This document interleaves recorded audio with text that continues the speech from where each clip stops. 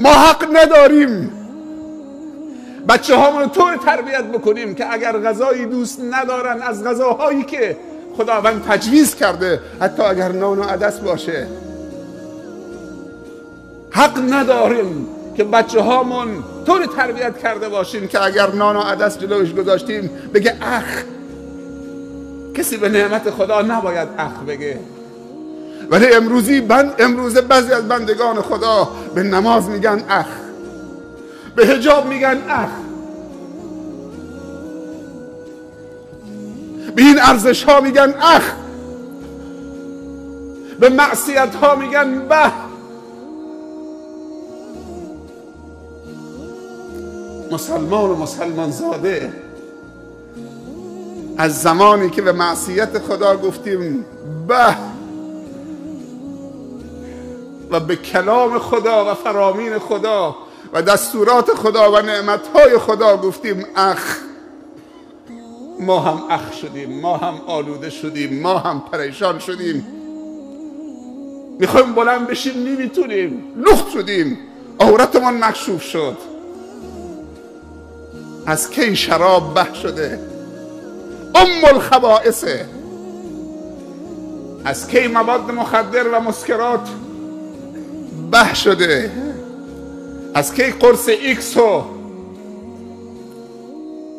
پان و دود و تنباکو و سیگار به شده، نشاط آور شده؟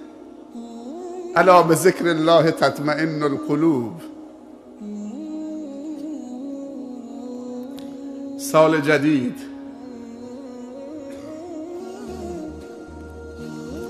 سال 2001 خاطرم هست که کشور فرانسه، ملت و امت فرانسه و دولت فرانسه در سال 2001 باید در دنیا بدرخشد به روشنایی برج ایفل، اما این ممکن نیست مگر زمانی که ملت فرانسه از ثانیه های سال جدید 2001 استفاده بکنند. استفاده کامل از یک ثانیه براشان ثانیه مهم باشد، اما ما کیلو ساعت رو از دست میدیم، استفاده نمی کنیم.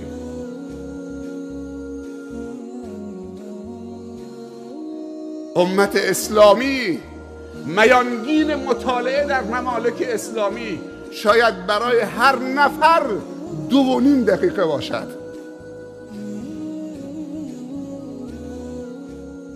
در کشور آلمان از هر 1,000,000 نفر 6,000 ژن برتر وجود دارد. در ایتالیا و ژاپن از هر 1,000,000 نفر 5,400 ژن برتر وجود دارد. هر ژن برترش مثل پروفسور حسابی ما. روز 9 ساعت مطالعه مفید. چطوری میخوایم سال جدید سال نوآوری باشد؟ مگر اینکه از ثانیه ها استفاده بکنیم.